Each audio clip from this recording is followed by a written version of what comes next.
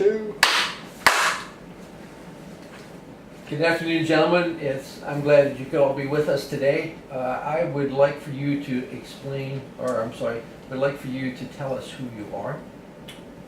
My name is William Rothwell. I'm a professor of workforce education and development at Penn State University, University Park campus. I've been here for 25 years. I teach courses in corporate learning and also in organization development, which is about changing corporate cultures. Good. Yes, sir. I'm Patrick Garrity. I've spent the last 32 years in workforce development, 25 with community colleges, and I'm now a retired vice president of workforce and economic development, community development. And I also have a PhD in workforce education. I'm Vern Caroloway. We all came out of the same program, Workforce Education and Development. I'm here on staff at Penn State, and I work with educational equity under the Vice Provost. And my primary responsibility is to develop courses around student success and successful transitions. Great. Thank you very much. My first question to you gentlemen is, what prompted you to write and co-author this book? Okay, let me begin. First of all, this is not our first venture into publishing about community colleges. In year 2000, we published our first book on linking training to performance. And the book was not written by us. We were the editors, and we pulled together a stellar cast of seasoned veterans from the community college workforce development world to write chapters based on our research on what it takes to be effective as workforce development people working in community colleges. So that was the first book. And then a few years later, we did a case book of cases about community colleges having a broader role in helping their communities, the economic development of their regions and of the nation, and also workforce development. Traditionally, when people think of community colleges, they think of training centers. And we think that community colleges have a much broader role than that. They could be consultants to businesses, particularly small and medium-sized businesses in the community. So we've all heard the old saying, think globally but act locally. And community colleges are spot on, being right in front and center in the local level, able to service needs. So this third book, Community College Leaders on Workforce Development, is all about college presidents who are nearing retirement and them passing on their wisdom. Just to expand what Bill was saying, is when I was a graduate student, the dissertation that I worked on was the perceived competencies of workforce development professionals in community colleges, and then the perceived training needs. And that's what helped generate our first book. Why did I do that? Well, I was in the field of working with community colleges and workforce development for 10 years, and there weren't any training programs to enhance my professional skills. So I could see a need there. Then moving on to the second book, the best practices, I termed the brag book for community colleges, because it was all best practices in all the areas that Bill mentioned that really had an impact. And it did coincide with the startup of the Obama administration, who totally supported community college workforce engagements.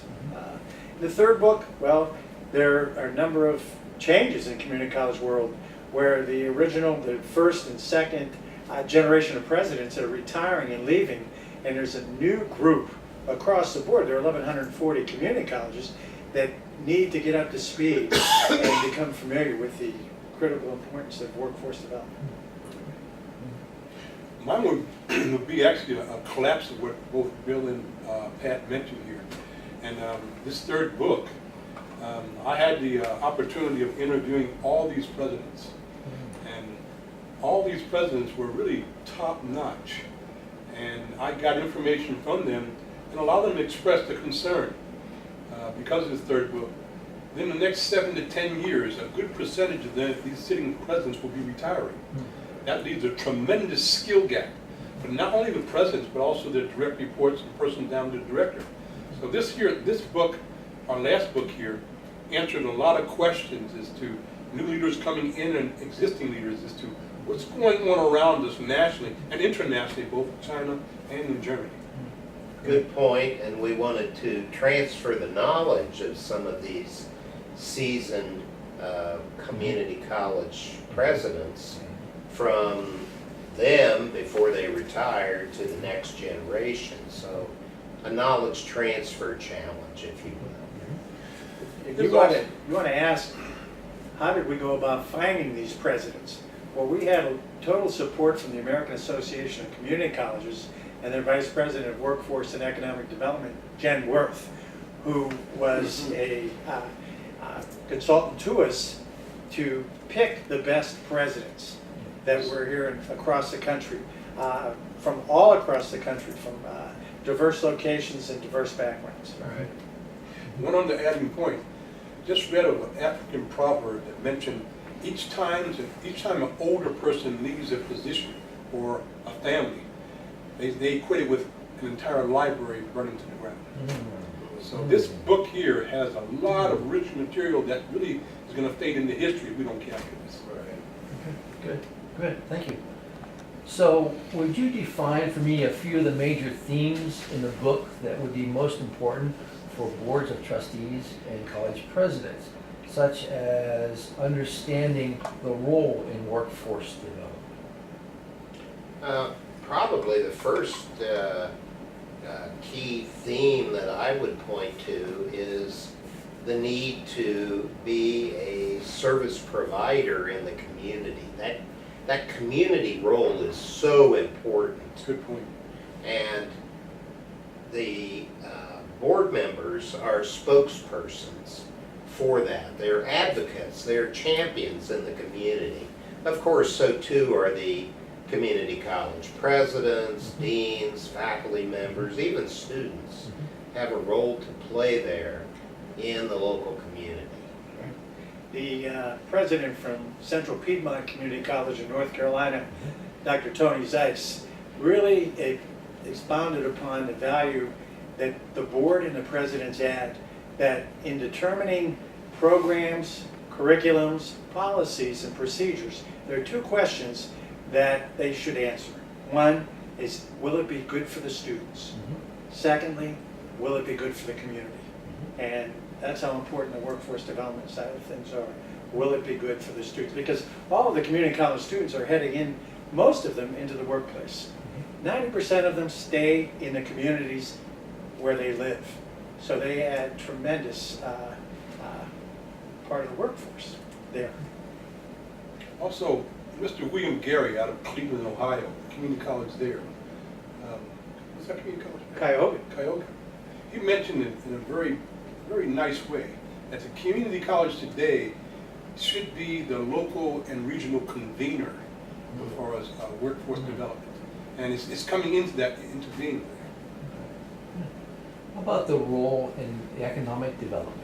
How do you see that, the presidents? Economic development being one of the questions on the minds of many employers when they are considering coming into a community is, does the community have a workforce adequate to support the business or the industry that they're thinking of bringing into that community? And so the community college has the data. They have and they're on the firing line of the group that can help be the means to that end of building that trained workforce that is essential for local economic development. So I think that's a key role. And it's critical that in the selection of board members, that there be representation on the community college board from economic development. The board that I work with for a period of 13 years, we had representatives that were the top people in the county for economic development.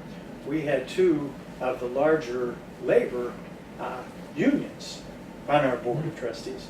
And one of the board chairs, who did an incredible job, was a former chief operating officer of the largest manufacturing center in the county that we served. So yes, I mean, workforce development is economic development and all that it does, especially attracting new businesses, as Bill said. Right.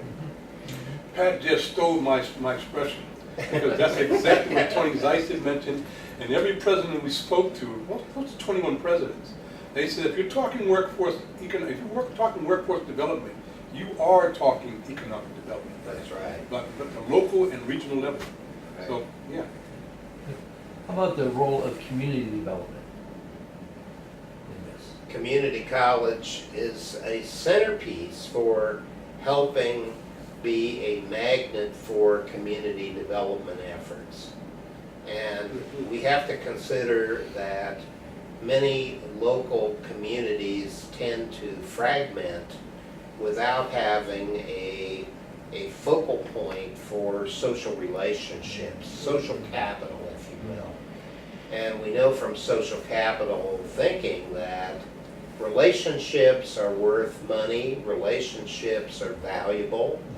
Community colleges can be a convener that brings, and facilitator that brings groups of people and employers together for everyone's benefit. So I think that's a key role Yes. in community development. Community development is one of the top priorities of the president of the board. And the students that are graduating are going to be staying and working in the community.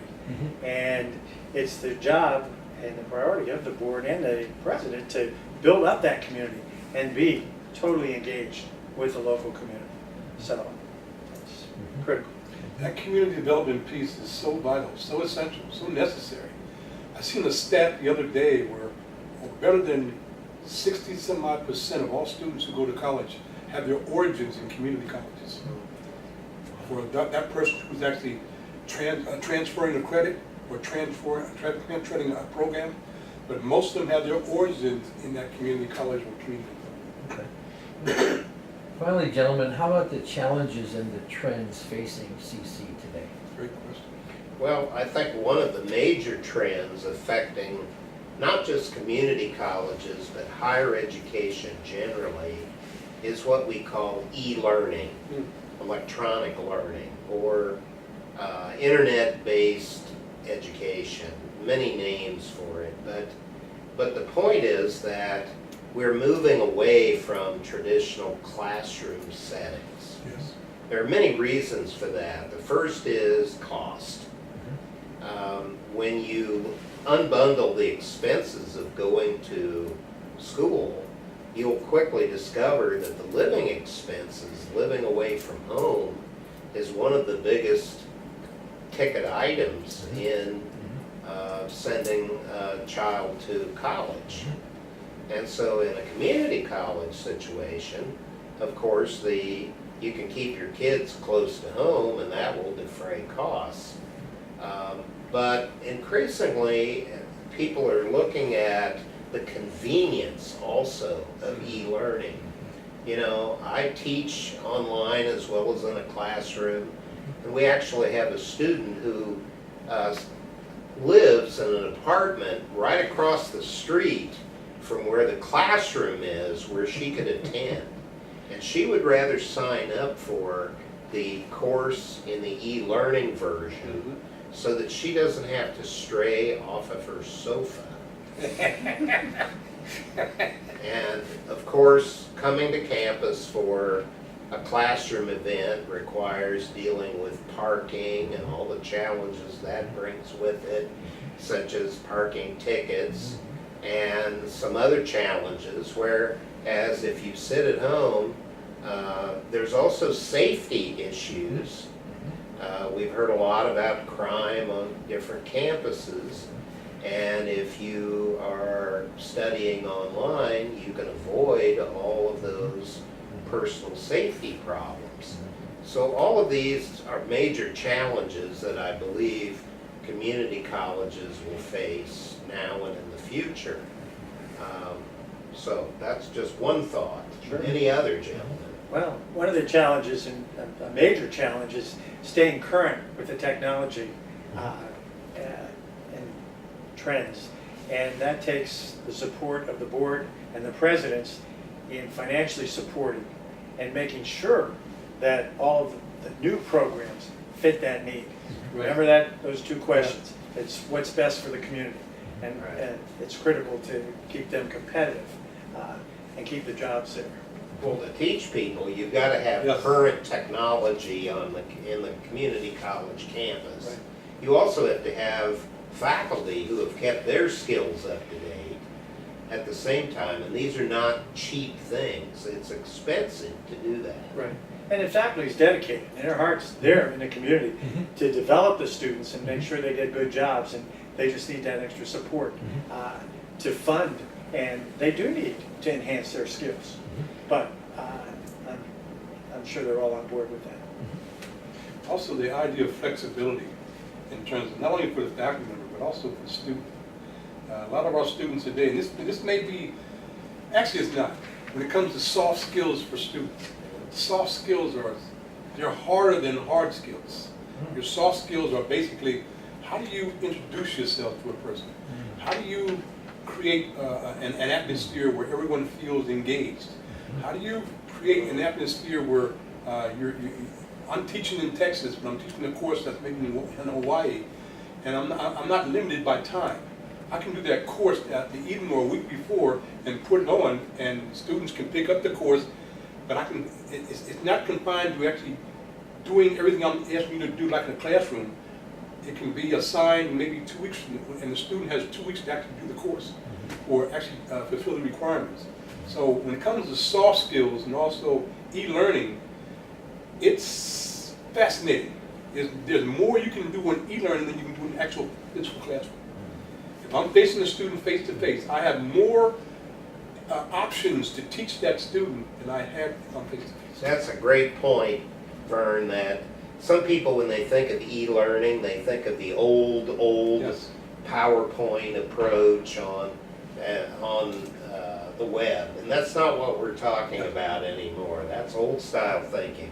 E-learning is a million things in Wow. combination. There's so many things you can do, so much flexibility, and that can be combined with classroom too in blended formats. So Precisely. it just opens up more opportunities to engage students and to also, as a side effect, Yes. to train them on the technology that will influence the way they do their jobs long term. I was reading a study recently of survey of the U.S. workforce that said that there was 3 million people who wanted to work from home right now that can't find employer opportunities to do that. In other words, there aren't the jobs available to do that, but the demand is certainly there. A lot of people would prefer to stay at home and work online. Pat, you mentioned that earlier. We're already there. Yeah, absolutely. And one of the other challenges is that through the state and federal funding of higher education, it's been decreasing for well over a decade. And the workforce development part of the college can generate revenues, generate these partnerships with the local corporations who will then lend support to the college. And you're looking at new technology, new equipment, and it's not uncommon at all for these corporations to support them there. One other point too is, you're not confined to community college just because you are a community college in, say, Chickenfoot, Mississippi. You could have a college there, but you can teach e-learning in 5 different counties far away. Right. Where right now, if depending on just that local community, this expands your market. So, Good point. very good point. Yep, great. So gentlemen, what do each of you see as the role of community college trustees in workforce development? I think trustees, again, I go back to that role of being champion of the community college workforce role in the community. In other words, to advocate with employers and overcome any misconceptions employers might have, be a cheerleader for the community college in the community, and also explain what role the community college can play. Don't assume everyone knows. I don't think they do. Good point. And I think we have to vocalize that. We have to be, the trustees have to be vocal champions and advocates in the community. And that's a very important role to explain what role that community college can play. And they come to the aid of the president. There's only one president, Yes. but you have a board that can be out there in the community representing the community college and working with the president, so that presence is always felt. And the composition of the board, it's very important that, you know, the board does the approvals on the replacements of the people who are leaving the board after their tenured time there. And it's important to keep representation there from the community, the economic development, and the workforce development. The board that I dealt with just over the last 10 years, and I mentioned a few of them already, the unions and industry and economic development. There was healthcare. We had a nurse administrator that was on our board. We had a young lady who was an IT entrepreneur who owned her own business and was very successful on there. And it should reflect in, you know, in this workforce development side. So. Well, that's another thing. Communities have a different combinations and different, I don't know, economic portfolios of different employers.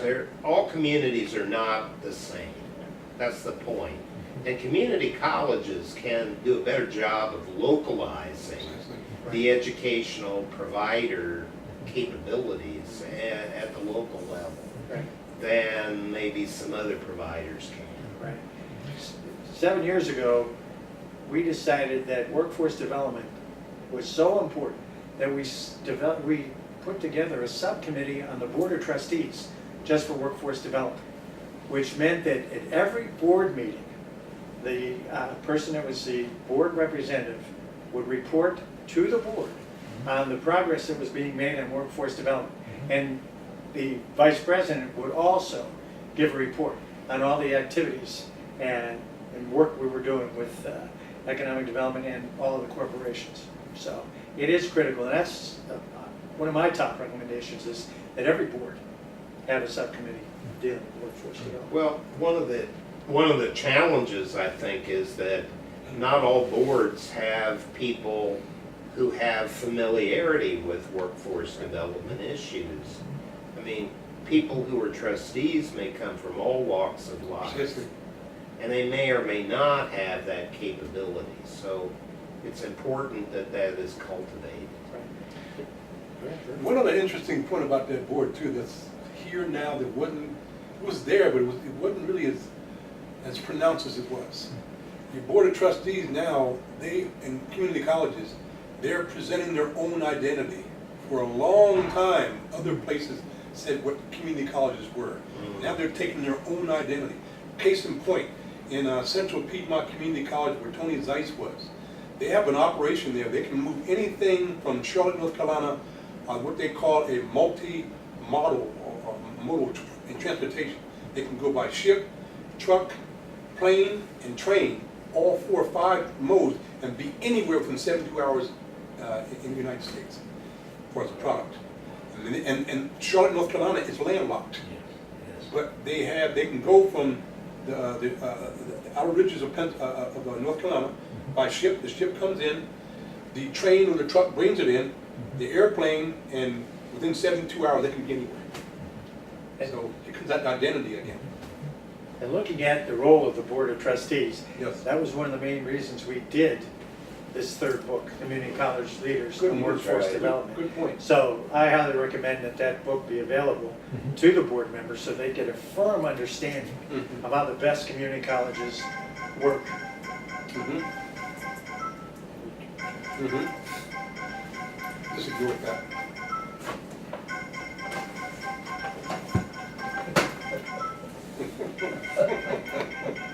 Technology. You Technology, can be anywhere you very want. challenging. Very good, very good, very Probably good. live. That was a daughter in DC. But Okay. All right, good.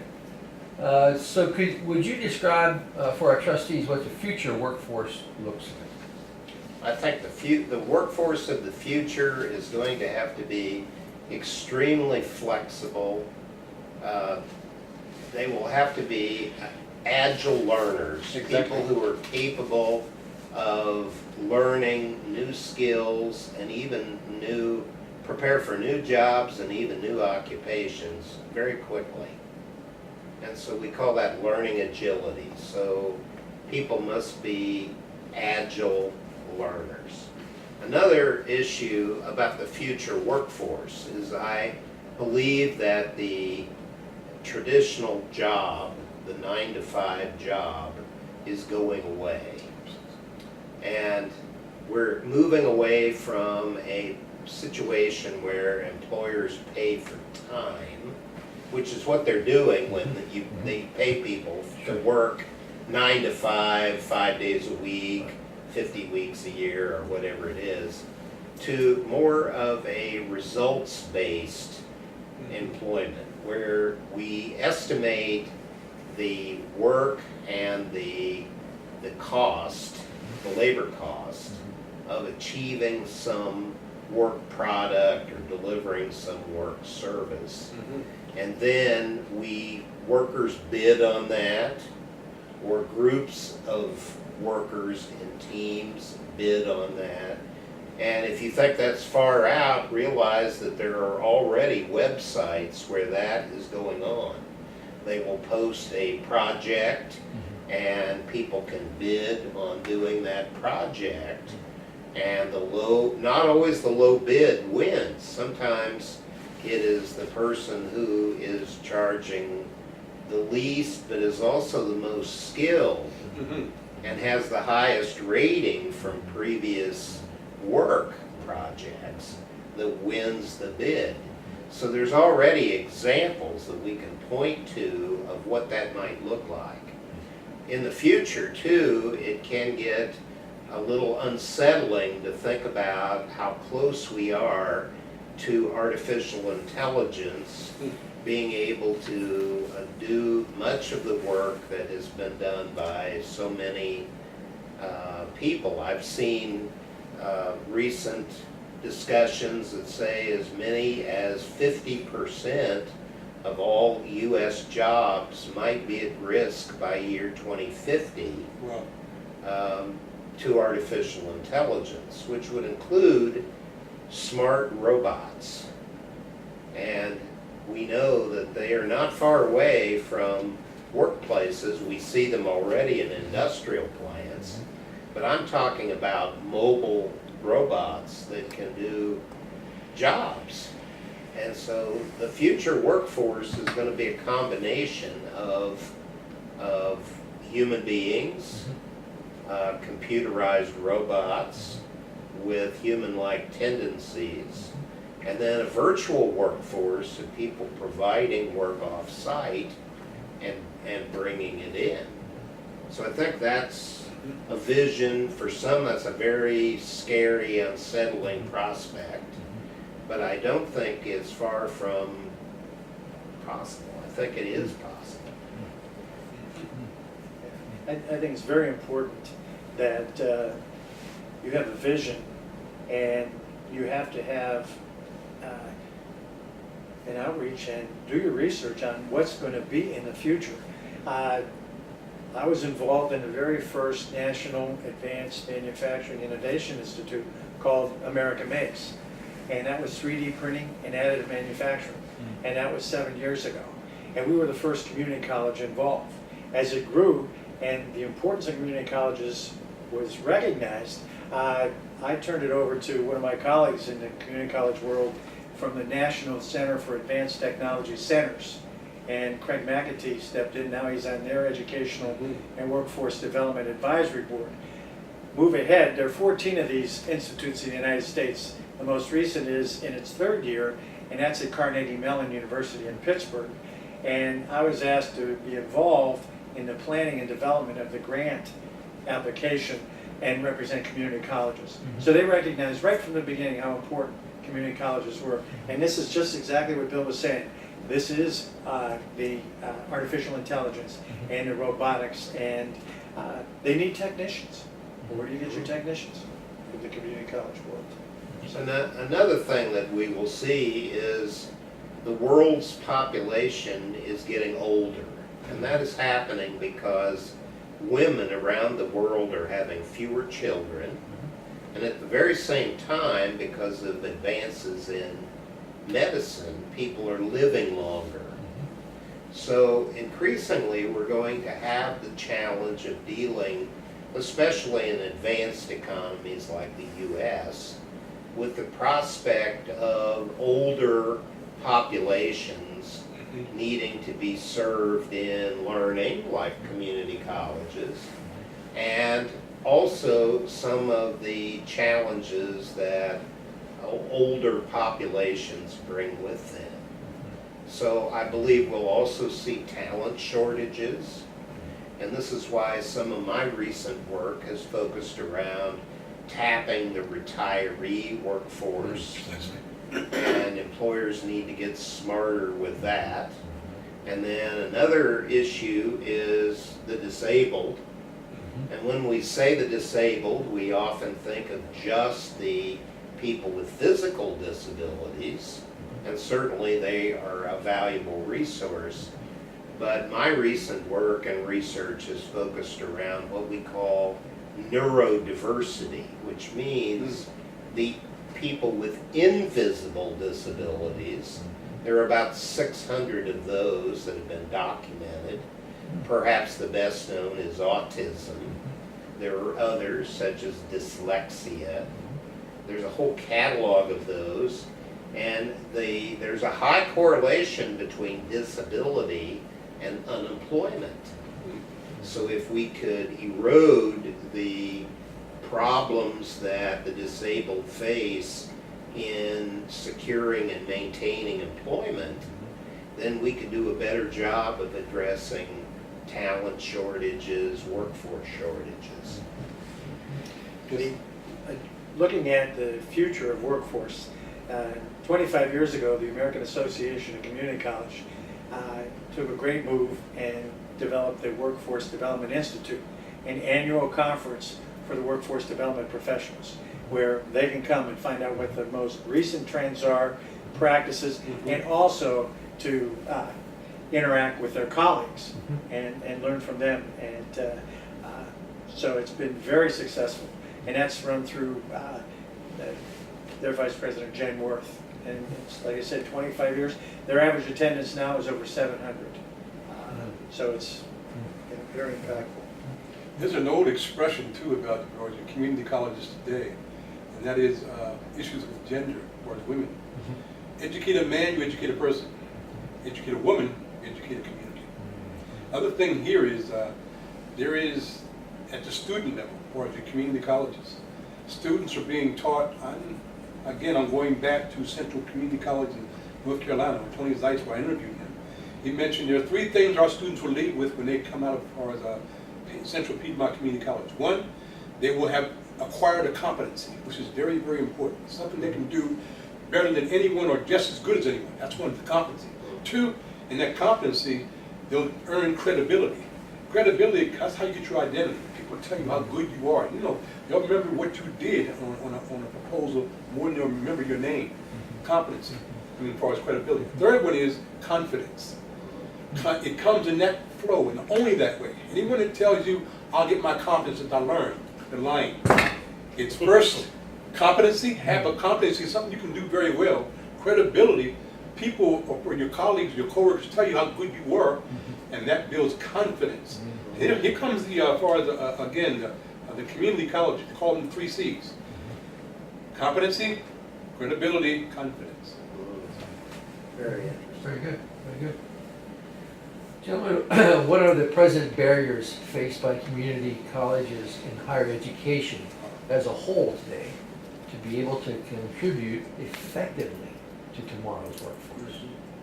Well, I would say that maybe number one of those is dealing with unfunded mandates, where governmental leaders pass laws, or there are local rules or regulations that community colleges must adhere to, but no one is willing to provide the funding for those to go along with those requirements.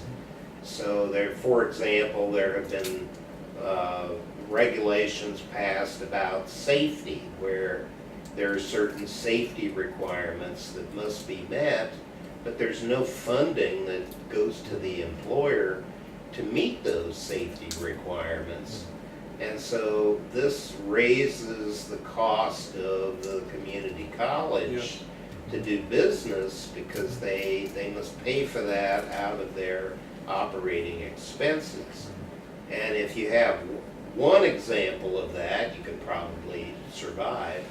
But if you have just endless parade of unfunded mandates, it becomes very difficult to contain costs. So that's one I would mention.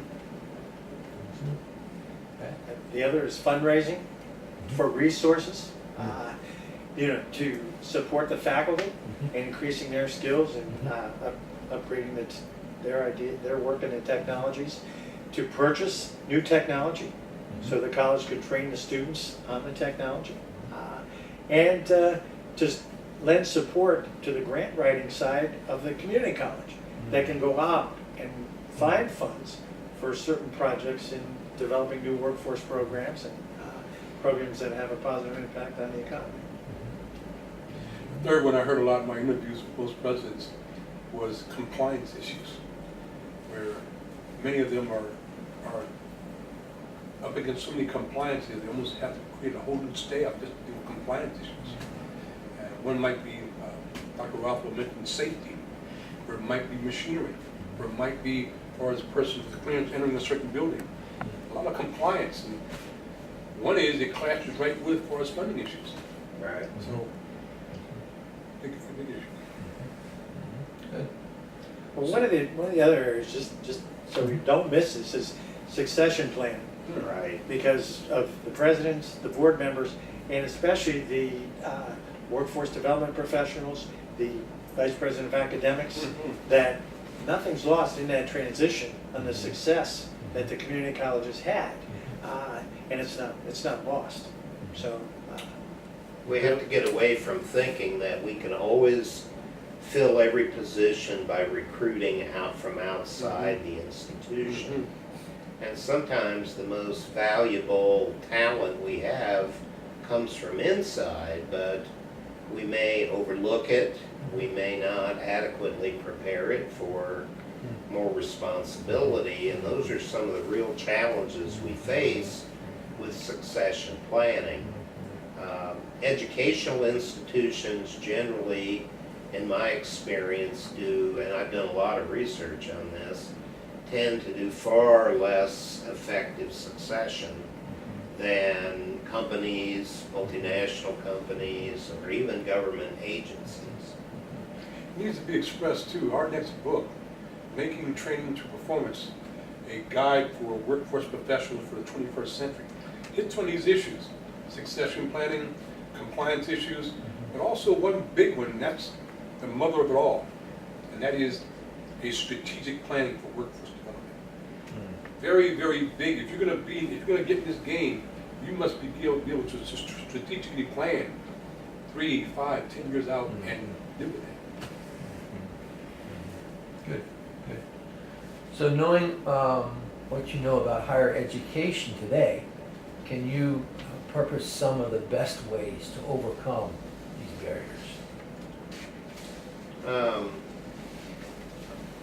would say dealing with the unfunded mandates, it becomes an issue, I think Pat mentioned it, of fundraising being one way to go out and look for ways to raise the funds to pay for some of these unfunded mandates, or become more skilled in voicing the need to governmental leaders when they impose new laws, rules, or regulations, of the need to fund those so that they are not just shifting responsibility onto other groups. Partnerships with other companies you're with, or organizations that are in the community, in the region, where community college become partners to some of these big corporations. And, this is part of the trend I'm beginning to see where in some of my interviews, they mentioned where you have a large corporation like maybe a Panasonic or Monsanto, and they partner with a community college, where traditionally it's been to four-year institutions. That's not always the case now. Community colleges compete now. Okay. So if we realize that the president and the board needs to develop a business plan that identifies ways to generate revenues to cover the cost of overcoming all these barriers, if we look at the state and federal grant situation, how do you see that? There are numerous opportunities that arise, and you have to take and assess if it's a good fit for your college. Because whenever you pursue a grant, whether it be a state or federal, it takes a lot of your resources to go after the grant, which you're not reimbursed for. So once again, as Vernon mentioned, the strategic plan and the priorities of the college and their mission and vision, that it has to be a good fit. And how best it will. Let's go back to where I made the comment a little while ago. How's it going to affect the students in the community? That's for the community. And there are community foundations, private foundations that can be worked with, and we were very successful in doing that because of the impact it had on the workforce in the communities. Okay.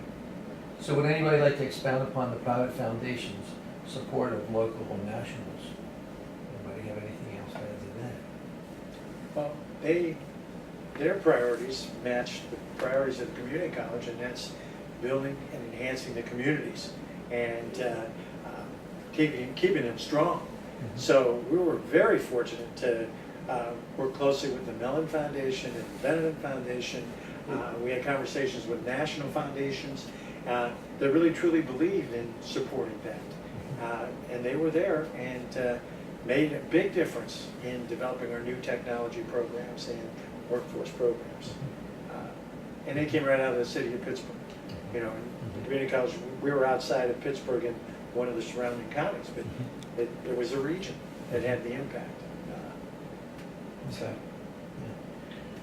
In your partnership programs in various cities across the nation, your community colleges are teaming up with one, the school system, two, the industry that's in the area as far as the need to have, and three, working with four-year colleges, where my granddaughter just came out of Lynchburg, Virginia School District. She just graduated. She graduated with a diploma and an associate degree out of a community college. And she just started 2 weeks ago, and she's coming out at $70,000 a year. These pathway programs are real, and they work. And we're talking about students coming out of high school with the requisite skills that they can compete with anybody. And that program started when she was in the 8th grade. And by the time she got into 12th grade, she's almost completed her associate degree, and she went right into a decision-making position out of high school.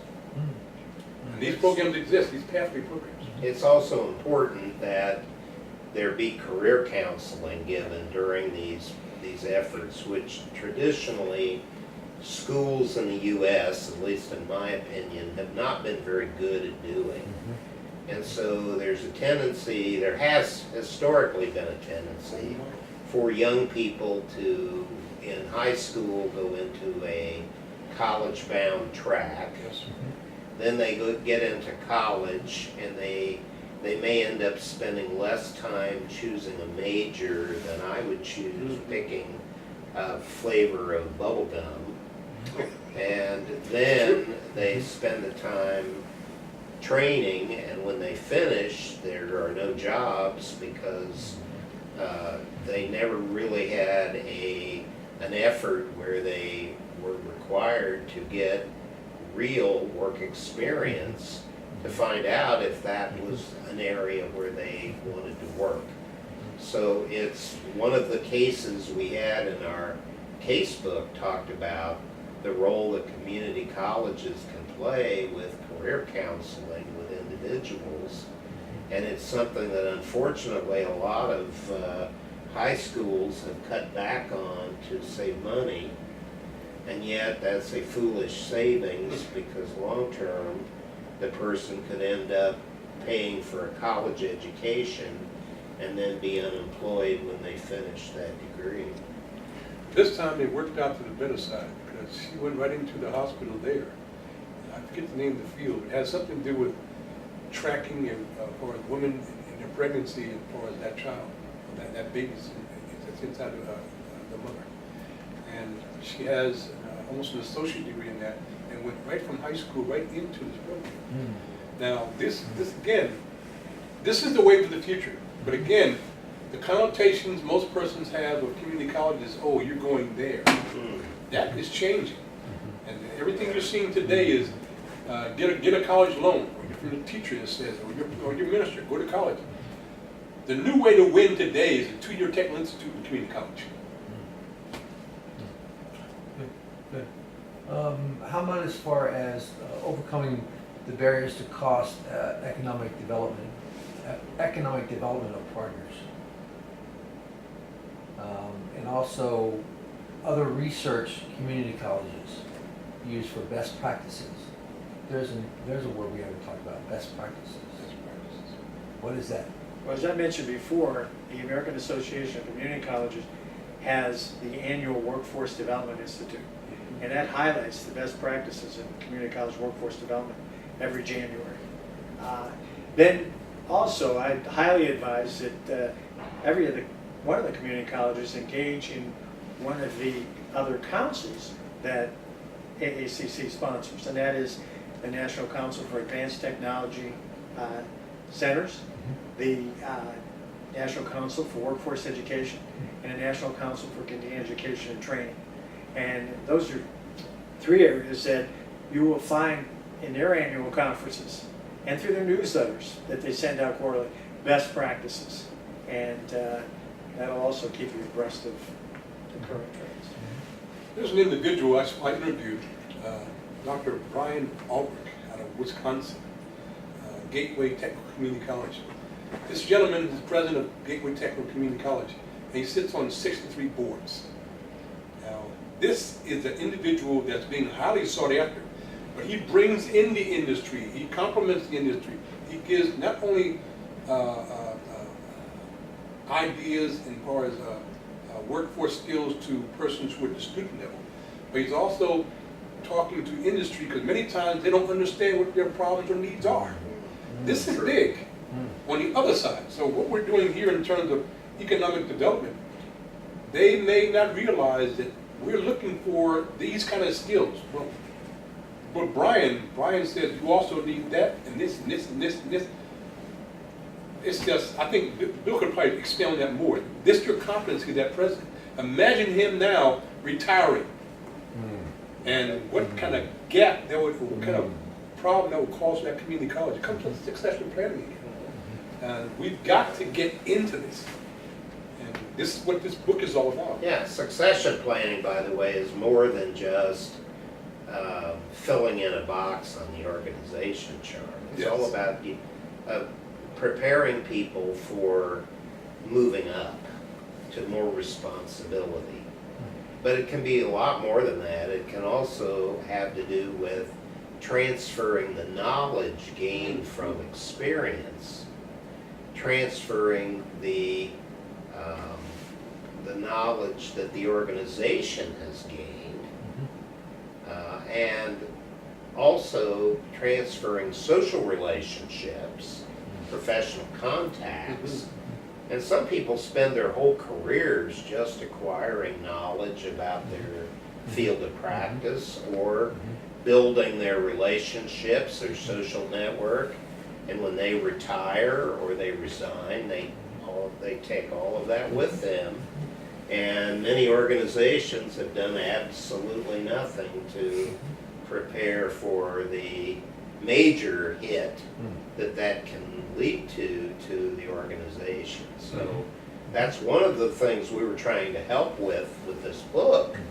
This third book is to transfer some of that knowledge and also hear from some of the most valuable thought leaders in community college leadership and gather their insights and what they think about workforce development, because it's so critical to the future economy of the U.S. and of each region and community. It's really important to, as far as economic development goes, to work with other workforce development providers. And a nation has the workforce investment boards. Yes. And we share a lot of the same common needs and goals. And I highly recommend that the community colleges work together with the workforce investment boards in their areas, because they're in every state and generally across the state. So that's very important. And then to work with the state government.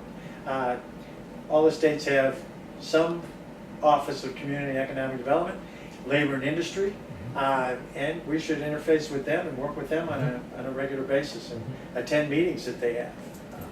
So. Pat, could you expound on what the gentleman there, the president there of Northern Area Community College, those pieces he's talking about? Six P's in 6 P's in community performance. college? Yeah, I don't have it right off. That's okay, because offhand, but fascinating. yeah. And that will be in our next book. Yeah, and the president of Good. Northern Virginia Mhm. Community College was also involved in the federal government with the National Institute of Science and Technologies, the Manufacturing Extension Program. And NOVA, as it's called, Yes. is the third largest community college in the country. And he's one of our contributors in this new book that we're doing. And also, lastly, I'll try to say last, because this is something that's fascinating. Where I brought an individual out of Durham Technical Community College in Durham, North Carolina, and she is assistant to the president for educational equity and inclusion, where you have a lot of persons who are basically almost, they're not excluded, but they're just not part of our program. That's changing. There's only 3 places in North Carolina that have a title, most is diversity, but the other one is educational equity and inclusion. You're bringing persons who have been traditionally out as far as the economic development of that community, and you're bringing them in, and they have a voice, and they're in the face. We're writing about that. So there are 20 chapters we're talking about. Right. Are we promoting the book? You damn right we are. But what I'm saying here is, there are things we're talking about that no one is saying, like the 4-year level or the 2-year level in the community college. So what we're trying to do is, we're not trying to actually offer a voice. We're putting a blowhorn to our mouths here with this next book coming. Right. The first edition of Linking Training to Performance has been used over the last close to 20 years now as a training manual for state systems of community colleges and individual community colleges. And because it's one of the only books on community college workforce development. Yes. And there's a real need there for additional training of people for workforce development roles in community colleges. Right. And that's why those books can lend itself to supporting professional development. And that's one of the goals that we have, is providing professional development for the community college workforce development professionals, presidents, board of trustees, because of the experience and the research we've done over the last Yes. 5 years. We're hoping to that this book we're doing now, Linking Training to Performance, it will initiate or at least provide a platform for community college presidents and their board of trustees to look at. We're putting together like a certification program. There's such a need, there's such a gap that needs to be filled in the next 5 years of all these persons who are retiring We're Right. sitting presidents and their direct reports and deans who are not coming back. This year's certification program we're talking about goes deep and drills far. And Bill might want to just chat on that just a minute. Well, absolutely. I mean, we've been studying the competency, and a competency describes the ideal person for the job. Precisely. It goes beyond a job description that literally describes the job. We care about this because we know from studying productivity differences that the best in class performer might be as much as 20 times more productive than the average performer. And when people hear that, they say, well, how can that be? And the answer is, it's all about the competencies, the individual differences across people.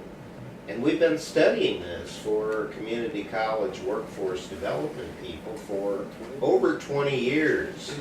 And our whole work and line of research is around this area. So, and our goal is to make the world a better place, but more specifically make the community college world workforce development component Exactly. a better place. And we believe that that's critically important for the nation because unemployment is always a source of social unrest. And many people today find their meaning in life from their work. And if they have no work, what's their meaning in life? Yes. Absolutely, absolutely. So as you can see, we're serving on, we have many thongs in this. We're coming at this from a multi-lateral approach. Multidisciplinary, too. Precisely. Exactly. Okay. So, final question, and I know you've hit on some of this, but let's look at a final question. Future direction. What do you see as the future role of community colleges in workforce development for our country and our global economy? And what will higher education look like in the future? I think higher education will be forced to become more focused on what is necessary to achieve gainful employment, even though gainful employment is changing. The nature of jobs, as I said earlier, is by itself changing, and the result will be that community colleges will have to develop the agility to deal with those changes and help students and communities deal with those changes. And so this is a big challenge long-term in the future. Getting better at helping people learn how to learn. Now that we know that the half-life of all human knowledge is roughly 2.5 years, that means everything a college student learns by their 4th year is out of date. Correct. So the only solution to that is to help people get better at learning how to learn. And that's a role community colleges can play. As part of that, learning how to manage their own careers and know how and when to acquire the skills they need when they need them. And I also think it's very important that in the communities where the community colleges are and the businesses and corporations that hire these students, that the community college workforce development professionals continue that tie. Once these students have been hired, that we have this relationship to continue to train these employees for the companies on increasing their skills for promotion or for new technology. We're there, they've succeeded through the community college, and we can be a partner of that industry to continue their learning. Yeah. So another point is one feature about community colleges that we tend to dismiss or we really don't think about very often, and that is we turn away no one. You see, this is, Penn State can say, are you qualified? And your community colleges, they walk in that door, they say, I want this. That's a big bill. And we've been doing pretty well at it. Right. Now, the issue here is, today, it's hard to find certain professionals, particularly faculty members, who can teach certain skills. This is another big question you're gonna answer. We gotta fill that gap. There are faculty members we're looking at where different technology comes out, and you gotta find a faculty member for that, so we gotta build a base or build something for that. We gotta get better at it. So, Excellent. One of the exceptional values of community college is that you're almost debt-free when you finish your two-year look degree. at that. And it's, Right. if there is a debt, it's Mhm. manageable. So, And you can live close to home if you are exactly. in a traditional family. You can live with your parents, and my son did. You know, Yeah. that's, The other part here is, if you don't have a computer, community college offers it. And you can go there, and you can use their computer. So what it happens is really not just an individual, but it becomes a family community affair. So, Yeah, yes. Well, gentlemen, this is a fascinating subject, and I'm glad you wrote the book. Number 3. We look forward to number 4, as Vern has said, is on its way someplace. well, we'd like to do that if you just plainly ask Bill Rothwell to just stop beating me up so much. I finish one thing, he beats me up on something else. Well, with the demand, the demand's there. The demand That's is- right, the man is there. Yeah, And we're running to keep them. yes, I Yeah. understand that. I Absolutely. understand that. Well, Well, thank thank you, gentlemen. Thank you very much. And thank you. thank you. Thank you both. Oh, he did it. Was it better? Oh, yeah. Okay, all right. Good. You were right, Peter.